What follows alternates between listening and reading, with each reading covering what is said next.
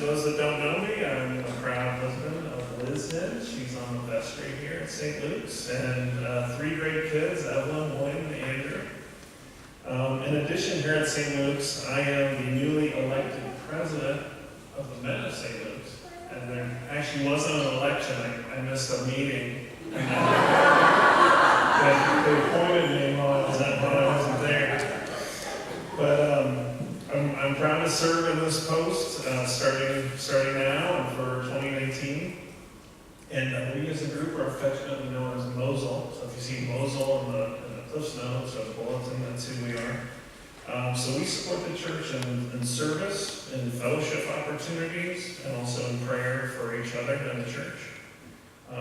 So my family and I, we've been going to St. Luke's since 2014, and when I was first here, I looked around and I was like, I'm basically the new guy. I come to find out later, there were 2 other new guys sitting right around me. And over time I realized I shouldn't let being new hold me back.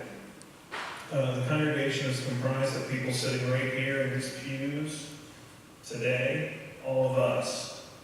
So I said, I'm here, I need to find a way to be more of a presence and start using what God gave me in service to others. So for me, the Men of St. Luke's presented a nice venue for that. It was a way I could meet other men in the congregation, serving in a pretty casual setting, and that's where I'm in my comfort zone, so it was really great. And then by extension, that was a great bonus. Got to meet the spouses of the men we work with and their families, and that's been a blessing, and it's helped build more church fabric for me, for sure.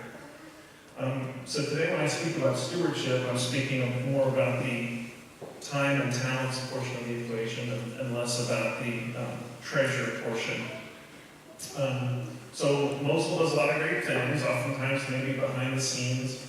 To give you a few, for instances, we'll be grilling next week for the event that we just heard about. We do the donuts downstairs as a fundraiser. Then we do some more visible things. We'll talk about the chocolate experience in a second, and that is a great event where Scott Grant and Susan Grant come together and we do a chocolate and wine pairing. It's exquisite. I went to the first one, it was fantastic. And this event will raise funds to help our youth and help them do great things in life and give them scholarships to Camp Allen, mission trips, etc. So anyway, this is where it gets exciting because, okay, so we do these things. What if we had a little more participation, 10, 20%, 50% more participation of the folks already involved?